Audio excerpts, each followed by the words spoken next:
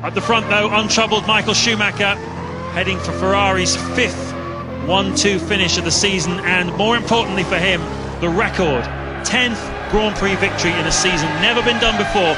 He's done 9 a few times. Nigel Mansell famously did 9 wins in a season back in 1992, but this is going to put the record books into a different level altogether.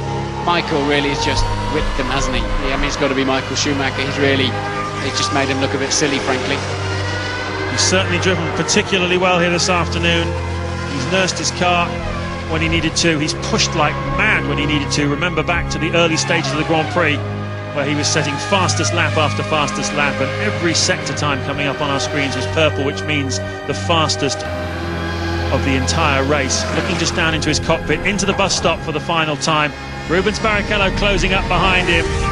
And once again, for the 6th time in the Belgian Grand Prix, and a record 10th time in his career, he wins the 10th win of the season. A fantastic drive by Michael Schumacher.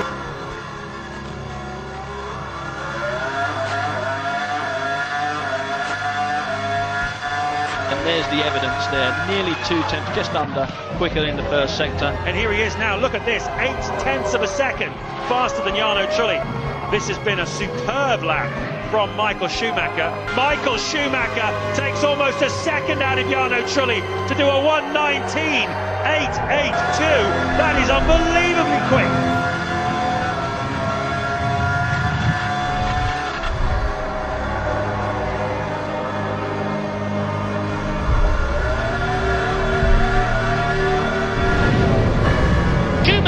The Ferrari is coming up to win his 8th race of the season, and his most ever is 9 with Nigel Mansell, and he does it. Michael Schumacher wins and becomes the most successful Grand Prix driver of all time.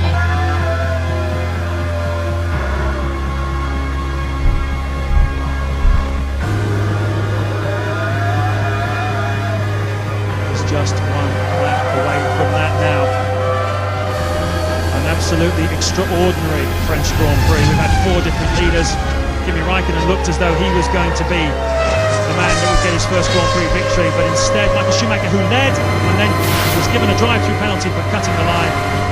You can hear him short shifting now. And this, the last 2.6 miles separating a man from his moment of destiny. Well, stand up wherever you are, because this is a very, very magical moment. You will remember where you were the day you saw a racing driver become a 5 times world champion. I grew up hearing about Fangio, and I thought no one will ever do that.